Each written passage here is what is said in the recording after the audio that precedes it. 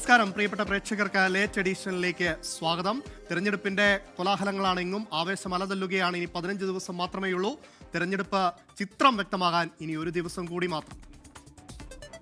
MyG future വോട്ടുത്സവം സമർപ്പിക്കുന്നത് മൈജിയാണ് future. Co sponsored by ആഘോഷങ്ങൾ നടക്കട്ടെ വോക്കൊരു പ്ലസ്.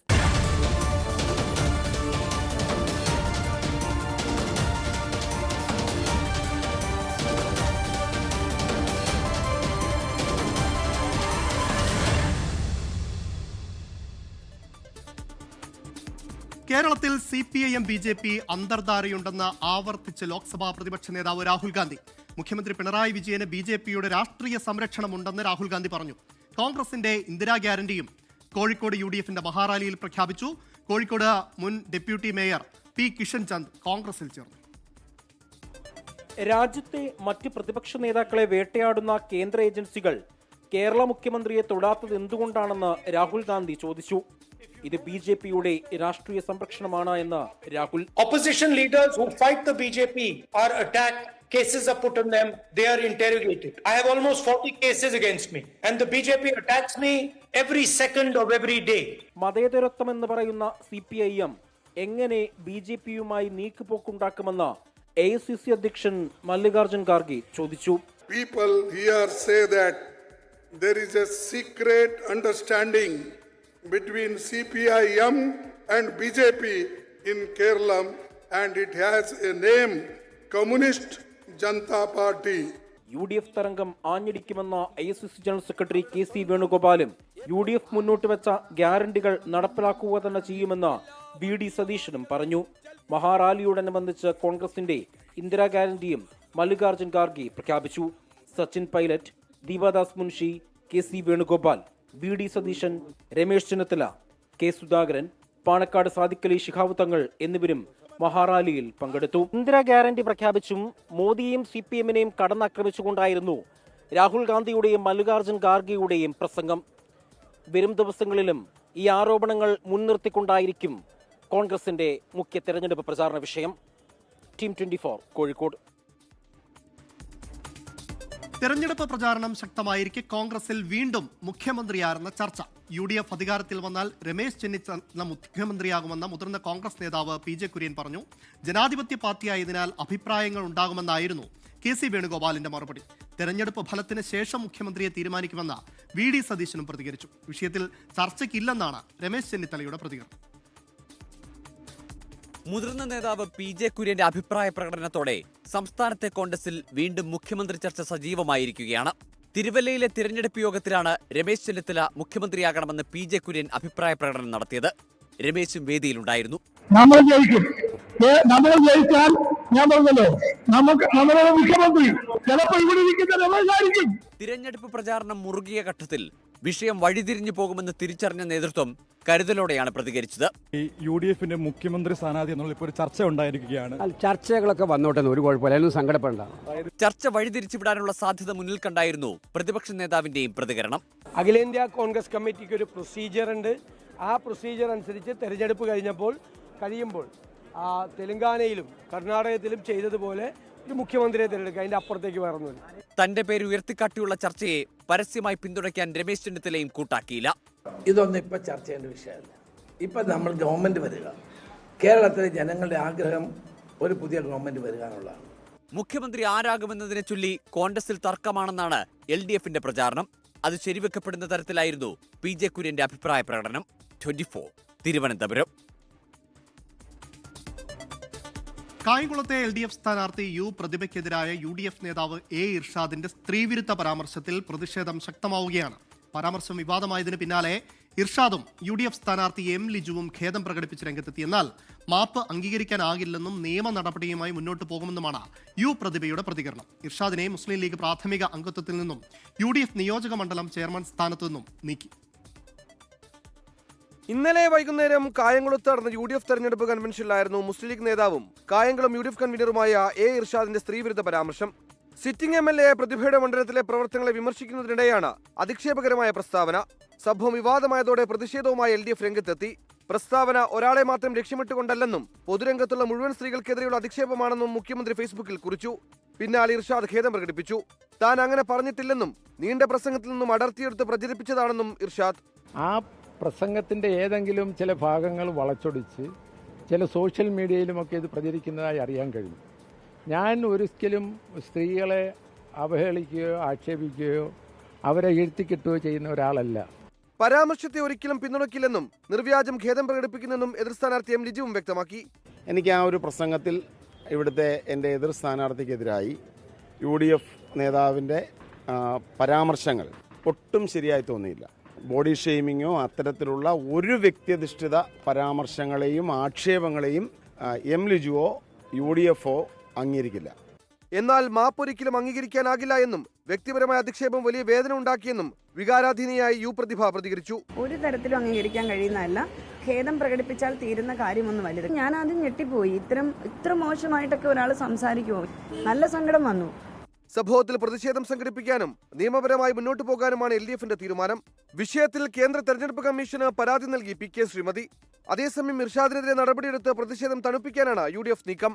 24 ആലപ്പുഴ.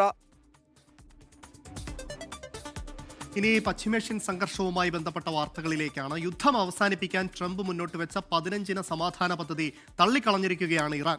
ട്രംപിന്റേത് അമിതാധികാര പ്രയോഗമെന്ന് തുറന്നടിച്ച ഇറാൻ യുദ്ധം അവസാനിക്കാൻ 5 നിർദ്ദേശങ്ങൾ ട്രംപിന് മുന്നിൽ വെച്ചു. ഹോർമൂസ് കടലിടുക്കിന്റെ പരമാധികാരം പൂർണ്ണമായും ഇറാന് കൈമാറണമെന്നതാണ് ഇതിലെ പ്രധാന ആവശ്യം.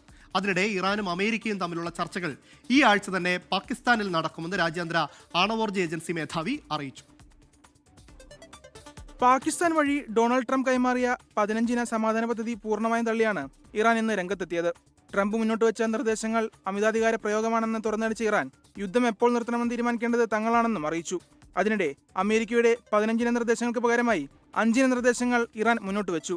മേഖലയിലെ ആക്രമണവും കൊലപാതകങ്ങളും അവസാനിപ്പിക്കുക, ഇറാനെതിരെ വീണ്ടും യുദ്ധമുണ്ടാകില്ലെന്ന് ഉറപ്പു നൽകുക, യുദ്ധത്തിന്റെ ഭാഗമായി സംഭവിച്ച നാശനഷ്ടങ്ങൾക്ക് നഷ്ടപരിഹാരം നൽകുക, പശ്ചിമേഷ്യയിലെ തങ്ങളുടെ പ്രോക്സി ഗ്രൂപ്പുകൾക്കെതിരെയുള്ള ആക്രമണം അവസാനിപ്പിക്കുക, ഹോർമുസ് കടലിടുക്കിന്മേലുള്ള ഇറാന്റെ പരമാധികാരം അംഗീകരിക്കുക എന്നീ നിർദ്ദേശങ്ങളാണ് ഇറാൻ മുന്നോട്ട് വച്ചിരിക്കുന്നത്.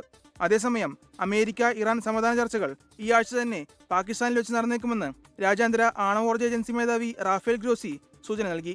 അതിനിടെ യുദ്ധോപകരണങ്ങളുടെ ഉൽപ്പാദനം വർദ്ധിപ്പിക്കാൻ ആയുധ കമ്പനികൾക്ക് പെന്റഗൺ നിർദ്ദേശം നൽകി. ഹോർമുസ് കടലിടുക്ക് വീണ്ടും തുറക്കാനുള്ള ദൗത്യവുമായി ബന്ധപ്പെട്ട ചർച്ചകൾക്ക് ബ്രിട്ടനും ആതിഥേയത്വം വഹിക്കും. 30ഓളം രാജ്യങ്ങൾ ഉൾപ്പെടുത്തിയുള്ള സഖ്യവും ബ്രിട്ടൻ, ഫ്രാൻസ് എന്നിവരുടെ നേതൃത്വത്തിൽ രൂപീകരിക്കും. International desk 24. പശ്ചിമേഷ്യൻ സംഘർഷത്തിൽ സമാധാന ചർച്ചകൾക്ക് ആതിഥേയത്വം വഹിക്കാമെന്നറിയിച്ച് ഈജിപ്ത് വിദേശകാര്യമന്ത്രി ബദർ അബ്ദുല്ലട്ടിയാണ് ഇക്കാര്യം അറിയിച്ചത്.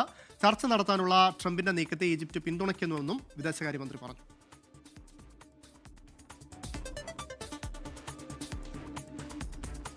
GCC രാജ്യങ്ങൾക്കെതിരായ ഇറാന്റെ ആക്രമണങ്ങളെ അപലപിച്ച് UN മനുഷ്യാവകാശ കൗൺസിൽ. ഇറാൻ നടത്തുന്നത് ക്രൂരമായ ആക്രമണമാണ്. ഹോർമുസ് കടലിടുക്ക് അടയ്ക്കാൻ ലക്ഷ്യമിട്ടുള്ള ഇറാന്റെ നടപടികളെ കൗൺസിൽ അപലപിച്ചു. 6 GCC രാജ്യങ്ങളും ജോർദാനും കൊണ്ടുവന്ന പ്രമേയത്തെ 47-അംഗ കൗൺസിൽ പിന്തുണച്ചു. പശ്ചിമേഷ്യൻ സംഘർഷവും രാജ്യത്തെ ഊർജ്ജ പ്രതിസന്ധിയും ചർച്ച ചെയ്യാൻ ചേർന്ന സർവകക്ഷി യോഗത്തിൽ മോദി ട്രംപ് ചർച്ചയുടെ വിശദാംശങ്ങൾ തേടിയിരിക്കുകയാണ് പ്രതിപക്ഷം. യുദ്ധം എല്ലാവർക്കും ദോഷം ചെയ്യും എന്നും യുദ്ധം അവസാനിപ്പിക്കണമെന്നുമാണ് പ്രധാനമന്ത്രി നരേന്ദ്രമോദി US പ്രസിഡന്റ് ഡൊണാൾഡ് ട്രംപിനോട് ആവശ്യപ്പെട്ടതായും വിദേശകാര്യമന്ത്രി S. ജയശങ്കർ പ്രതിപക്ഷത്തെ അറിയിച്ചു. പ്രതിപക്ഷത്തിന്റെ ചോദ്യങ്ങൾക്കെല്ലാം സർക്കാർ മറുപടി നൽകിയെന്നും എല്ലാവരും ഒറ്റക്കെട്ടായി മുന്നോട്ട് പോകാൻ തീരുമാനിച്ചതായും യോഗത്തിന് ശേഷം പാർലമെന്ററി കാര്യമന്ത്രി കിരൺ റിജിജു അറിയിച്ചു. ഊർജ്ജ ആവശ്യങ്ങൾക്കായി നിരവധി രാജ്യങ്ങളുമായി സമ്പർക്കത്തിലുണ്ടെന്നും കൂടുതൽ എണ്ണ ടാങ്കറുകൾ രാജ്യത്തേക്ക് എത്തിക്കൊണ്ടിരിക്കുന്നുവെന്നും സർക്കാർ യോഗത്തിൽ വ്യക്തമാക്കി. പശ്ചിമേഷ്യൻ സംഘർഷ പശ്ചാത്തലത്തിൽ രാജ്യത്ത് പെട്രോൾ, ഡീസൽ വില വർദ്ധിപ്പിക്കില്ലെന്ന് കേന്ദ്ര സർക്കാർ. ആവശ്യത്തിന് ഇന്ധന ശേഖരമുണ്ടെന്ന് പെട്രോളിയം മന്ത്രാലയം അറിയിച്ചു. പാചകവാതക വിതരണം സാധാരണ നിലയിലാണെന്നും കേന്ദ്ര സർക്കാർ വ്യക്തമാക്കി. ഹോട്ടലുകളിലും റെസ്റ്റോറന്റുകളിലും ഭക്ഷണത്തിന് LPG ചാർജോ ഗ്യാസ് സർചാർജോ ഈടാക്കരുതെന്ന് കേന്ദ്ര സർക്കാർ നിർദ്ദേശിച്ചു. ഇന്ധനം ആവശ്യമായ സ്റ്റോക്ക് ഉണ്ടെന്നും റിഫൈനറികൾ പൂർണ്ണതോതിൽ പ്രവർത്തിക്കുന്നുമെന്നാണ് കേന്ദ്ര സർക്കാർ വ്യക്തമാക്കിയിരിക്കുന്നത്. പരിഭ്രാന്തരായ ഇന്ധനവും LPGയും വാങ്ങേണ്ട ആവശ്യമില്ല. പെട്രോളിന്റെയും ഡീസലിന്റെയും വില വർദ്ധിപ്പിക്കില്ലെന്നും petroleum joint secretary Sujatha Sharma. Petrol pump को सप्लाई करने वाले टर्मिनल्स पर भी पर्याप्त मात्रा में उपलब्ध है, इसलिए अफवाहों पर विश्वास न करें और पैनिक बाइंग से बचें। मैं ये भी बताना चाहती हूँ कि पेट्रोल और डीजल के प्राइस में कोई बढ़ोतरी नहीं की गई है। LPG കരിഞ്ചന്തയിൽ വിൽക്കുന്നതിനെതിരെ ശക്തമായ നടപടികൾ സ്വീകരിച്ചുവെന്നും പെട്രോളിയം മന്ത്രാലയം വ്യക്തമാക്കി. PNG കണക്ഷൻ അനുമതികൾ വേഗത്തിലാക്കാൻ അവശ്യ സാധന നിയമപ്രകാരം കേന്ദ്ര സർക്കാർ പുതിയ ഉത്തരവ് പുറപ്പെടുവിച്ചു. രാജ്യത്തെ കാർഷിക മേഖലയിലെ സ്ഥിതിഗതികൾ അവലോകനം ചെയ്യാൻ കേന്ദ്ര കൃഷി മന്ത്രാലയവും ഉന്നതതല യോഗം ചേർന്നു. 24 ഡൽഹി. Welcome back. തിരഞ്ഞെടുപ്പുമായി ബന്ധപ്പെട്ട വാർത്തകളിലേക്കാണ് ഇനി. നിയമസഭാ തിരഞ്ഞെടുപ്പിനുള്ള സ്ഥാനാർത്ഥി ചിത്രം തെളിയാൻ ഇനി ഒരു ദിവസം മാത്രം. നാളെയാണ് നാമനിർദ്ദേശ പത്രിക പിൻവലിക്കാനുള്ള അവസാന ദിവസം. ശേഷിക്കുന്ന വിമതരെയും തലവേദനയായ അപരന്മാരെയും പിൻവലിപ്പിക്കാനുള്ള ശ്രമം മുന്നണികൾ നടത്തുന്നുണ്ട്.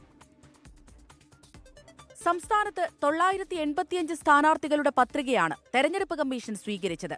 269 പത്രികകൾ തള്ളി. കുട്ടനാട്ടിലെ UDF സ്ഥാനാർത്ഥി റെജി ചെറിയാൻ ആശ്വാസം. അനിശ്ചിതത്വങ്ങൾക്കൊടുവിൽ റെജി ചെറിയാന്റെ നാമനിർദ്ദേശ പത്രിക സ്വീകരിച്ചു. സത്യം ജയിച്ചെന്നും പരാജയഭീതി കൊണ്ടാണ് LDF പരാതി നൽകിയതെന്നും റെജി ചെറിയാൻ പ്രതികരിച്ചു. നമ്മുടെ രാജ്യത്തൊരു നിയമമില്ലേ, ആ നിയമം നടപ്പായി എന്നുള്ളതേ ഉള്ളൂ. പരാജയം മാത്രം മുമ്പിൽ കണ്ടുകൊണ്ട് നടക്കുന്ന LDF സ്ഥാനാർത്ഥിയുടെ ആ ഒരു വിഷമത്തിൽ ഉണ്ടായതാണ്, ഇതല്ല വേറൊന്നുമില്ല. കോഴിക്കോട് എലത്തൂർ മണ്ഡലത്തിലെ NCP അജിത് പവാർ വിഭാഗം സ്ഥാനാർത്ഥിയുടെ രസീത് തട്ടിയെടുത്ത സംഭവത്തിൽ പോലീസ് കേസെടുത്തു. ജില്ലാ കളക്ടറുടെ പരാതിയിലാണ് നടപടി. നേമത്തെ BJP സ്ഥാനാർത്ഥി രാജീവ് ചന്ദ്രശേഖർ സ്വത്ത് വിവരങ്ങൾ മറച്ചുവെച്ചോ എന്ന ആരോപണം കോൺഗ്രസ് ആവർത്തിച്ചു. രാജീവ് ചന്ദ്രശേഖറിനെതിരെ പരാതി കൊടുക്കാൻ LDF തയ്യാറായില്ല എന്നും വിമർശനം. 3 ദിവസങ്ങൾക്ക് മുമ്പ് അദ്ദേഹം പ്രോപ്പർട്ടി ടാക്സ് അടച്ച ഒരു ബിൽഡിംഗ്, കഴിഞ്ഞ ഇലക്ഷനിൽ തൻ്റെ സ്വന്തം വീടാണെന്ന് പറഞ്ഞ് അഡ്രസ്സ് കൊടുത്ത ബിൽഡിംഗ് എന്തുകൊണ്ട് തൻ്റെ അഫിഡവിറ്റിൽ നൽകിയിട്ടില്ല? അതിന് കൃത്യമായിട്ടുള്ള മറുപടി നൽകിയിട്ടില്ല. എൻ്റെ വക്കീലടക്കം, എൻ്റെ ഇലക്ഷൻ ഏജന്റ് അടക്കം, ഞാനടക്കം ഈ വിഷയം ഉന്നയിക്കുമ്പോൾ ഒരു തുണ്ട് കടലാസിൽ പോലും ഒരു പരാതി കൊടുക്കാൻ, രാജചന്ദ്രസേനെതിരെ പരാതി കൊടുക്കുവാൻ LDF തയ്യാറല്ലായിരുന്നു. കണ്ണൂർ തോട്ടട പോളിടെക്നിക് കോളേജിൽ UDF സ്ഥാനാർത്ഥിയും SFI പ്രവർത്തകരും തമ്മിൽ വാക്കുതർക്കമുണ്ടായി.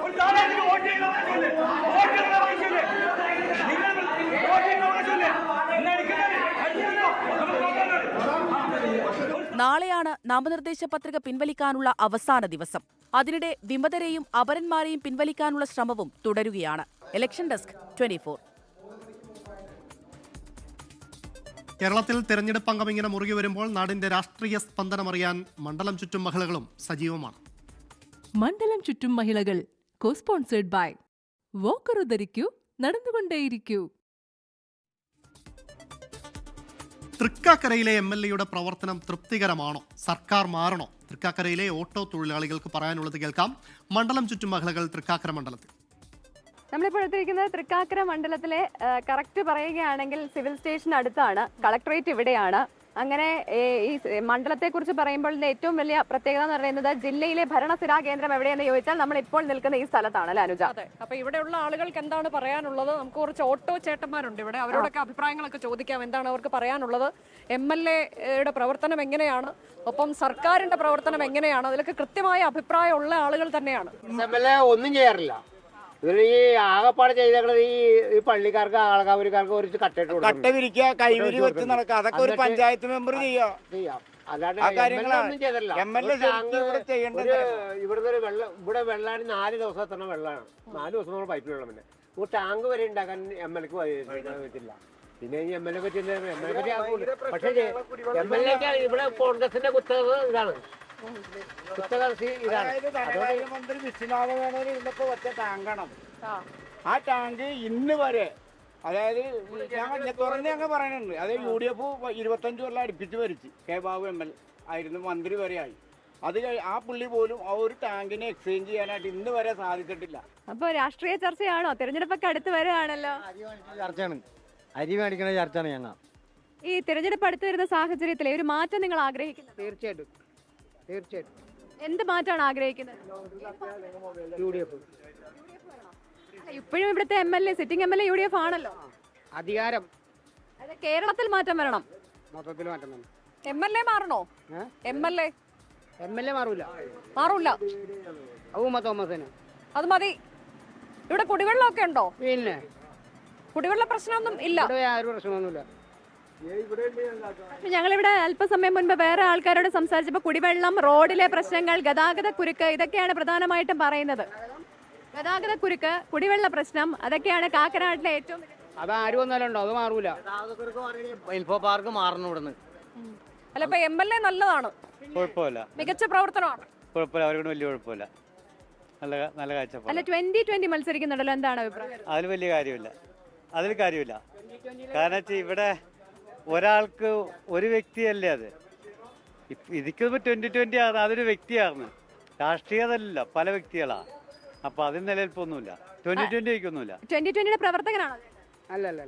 അപ്പൊ ചേട്ടൻ എന്താ പറഞ്ഞു വന്നേ? 2020 എന്ന് പറഞ്ഞിട്ടുണ്ടെങ്കിൽ ഒരു വ്യക്തിയാണത്. അയാൾ പലരും നിർത്തണുണ്ടാവും. അത് കോർഡിനേറ്ററാണ് തീരുമാനിക്കുന്നത് ഈ മണ്ഡലത്തിൽ എന്ത് ചെയ്യണമെന്ന്. അതായത് ഒരു കൃത്യമായ സംഘടനാ സംവിധാനം ഇല്ലാന്നാണ് പറഞ്ഞു വരുന്നത് അല്ലേ? ഒരു വ്യക്തി തീരുമാനിക്കുന്ന പോലെയാണ്. വേറെ ഒന്നുമില്ല. അത് ഈ സർക്കാരിന്റെ മൂന്നാം ഊഴത്തിലേക്ക് പോകുമെന്നാണ് LDFന്റെ ഒരു പ്രതീക്ഷ. ഒരിക്കലും പാടില്ല. കാരണം ഒരാളുടെ കയ്യിൽ തന്നെ ഇരുന്നാൽ ഇത് വലിയ നാശത്തിലേ ആലോചിക്കുള്ളൂ. കാരണം ഈ ദാരിദ്ര്യത്തിന്റെ മാത്രമല്ല, ഒരു വ്യക്തിയായാലും മാത്രം ഇരിക്കരുത്, മാറി വരണം. അതുകൊണ്ട് മാറണമെന്നാണോ, അതോ വികസനം ഇല്ലാന്നുണ്ടൊരു അഭിപ്രായം ഉണ്ടോ? വികസനത്തിന് തന്നെ അത് മാറ്റം വരണം. അല്ലാതെ ഒരാളുടെ കയ്യിൽ മാത്രമായിട്ട് ഇരുന്ന് കഴിഞ്ഞാൽ ഒരാളുടെ തീരുമാനം മാത്രമായിട്ട് വരും. മാറി വരണം. തെരഞ്ഞെടുപ്പുമായി ബന്ധപ്പെട്ട മറ്റൊരു റിപ്പോർട്ടിലേക്കാണ്. പാലായിൽ ജോസ് കെ മാണി 15,000 വോട്ടിന്റെ ഭൂരിപക്ഷത്തിൽ വിജയിക്കുമെന്നാണ് N ജയരാജും സെബാസ്റ്റ്യൻ കുളത്തെങ്കിലും പറയുന്നത്. പൂഞ്ഞാറിലും കാഞ്ഞിരപ്പള്ളിയിലും വിജയം ഉറപ്പാണെന്നും ജയരാജും സെബാസ്റ്റ്യൻ കുളത്തെങ്കിലും വ്യക്തമാക്കി. മുഖ്യമന്ത്രിയുടെ തെരഞ്ഞെടുപ്പ് കൺവെൻഷന് ശേഷമായിരുന്നു ഇരുവരും 24-നോട് സംസാരിച്ചത്. കോട്ടയം ജില്ലയുടെ കിഴക്കൻ മേഖലയിൽ അതിശക്തമായിട്ടുള്ള പോരാട്ടമാണ്. എന്തായാലും LDFന്റെ സ്ഥാനാർത്ഥികളായിട്ട് എത്തിയിരിക്കുന്ന 2 കേരള കോൺഗ്രസിന്റെ MLA മാരാണ്. ഒരാൾ ചീഫ് വിപ്പാണ്, ഒരാൾ ഇപ്പോഴത്തെ നിലവിലത്തെ MLA ആണ്. സെബാസ്റ്റ്യൻ കുളത്തെങ്കിലും നമ്മുടെ ജയരാജ് സാറും. രണ്ടുപേരോട് ആദ്യം ചോദിക്കട്ടെ. ആദ്യമേ കാഞ്ഞിരപ്പള്ളി ജയരാജ് സാർ എങ്ങനെ ജയിക്കുമോ? സുനിശ്ചിത വിജയമല്ലേ, സംശയം തന്നെ. ഉറപ്പാണ്. ഒരാൾക്കും സംശയമില്ല. ജയരാജ് സാറിന്റെ ഭൂരിപക്ഷം എത്രയാണ്? പക്ഷെ എനിക്ക് തോന്നുന്ന ഒരു 400,000 എത്തും. പൂഞ്ഞാറിൽ എങ്ങനെയാണ് സെബാസ്റ്റ്യൻ കുളത്തെങ്കിൽ ഇത്തവണ? ഈ സെബാസ്റ്റ്യൻ കുളത്തെങ്കിൽ യഥാർത്ഥം ഇപ്പോഴും ജയിച്ച സ്ഥാനാർത്ഥിയാണ്. പിന്നെ വോട്ടെണ്ണുക എന്നുള്ളൊരു പ്രക്രിയ സ്വാഭാവികമാണ്. അത് മാത്രം എണ്ണി കഴിയുമ്പോഴത്തേക്ക് അദ്ദേഹത്തിന് കഴിഞ്ഞ പ്രാവശ്യത്തെക്കാട്ടി ഭൂരിപക്ഷം കിട്ടും. ഈ ജനകീയ വിഷയങ്ങളിലൊക്കെ കഴിഞ്ഞ 5 വർഷക്കാലം അല്ലെങ്കിൽ ഉണ്ടായിരുന്ന കാലത്ത് കൃത്യമായി ഇടപെടാൻ സാധിച്ചു എന്നൊരു ആത്മവിശ്വാസം രണ്ടുപേർക്കും ഉണ്ടോ? 100%.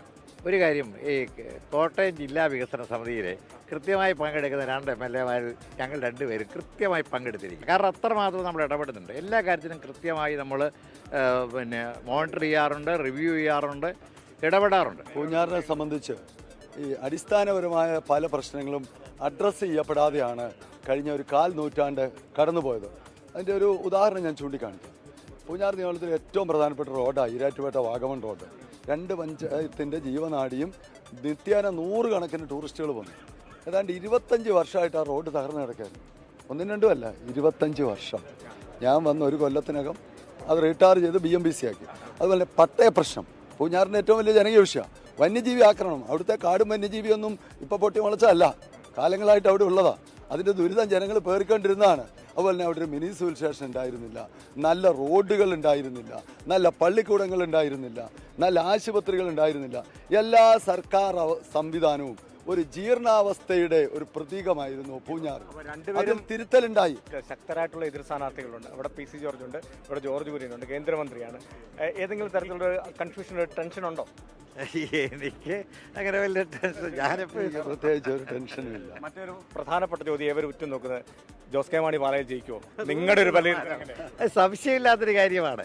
കേരളത്തിൽ ആദ്യം ജയിക്കാൻ പോകുന്ന സ്ഥാനാർത്ഥിയുള്ള ഒരാൾ ജോസ് കെ മാണി ആയിരിക്കും. ഉറപ്പായിട്ടും ജയിച്ചിരിക്കും. 2 ജനകീയരായിട്ടുള്ള നേതാക്കളാണ്. അവർ രണ്ടുപേരും അടുത്തടുത്ത മണ്ഡലങ്ങളിലാണ് മത്സരിക്കുന്നത്. എന്തായാലും അവർ വിജയിക്കും, ജോസ് കെ മാണിയും വിജയിക്കും എന്നുള്ള ഒരു ആത്മവിശ്വാസം തന്നെയാണ് അവർ പങ്കുവച്ചിരിക്കുന്നത്. കോട്ടയത്ത് നിന്ന് അരുൺ നീണ്ടൂരിനൊപ്പം ടോബി ജോൺസൺ, 24. ഇടുക്കി കട്ടപ്പന വള്ളക്കടവ് കാവുങ്കൽ ജോജി ജോസഫ് നിര്യാതനായി. 60 വയസ്സായിരുന്നു. സംസ്കാരം നാളെ ഉച്ചയ്ക്ക് 2:30 കട്ടപ്പന സെന്റ് ആന്റണീസ് ചർച്ചിൽ നടക്കും. ഭാര്യ ഷീബ ജോജി, കുര്യാച്ചൻ ആഗി എന്നിവർ മക്കളാണ്. ലേറ്റ് എഡിഷൻ ഇവിടെ പൂർണ്ണമാവുകയാണ്. Good night.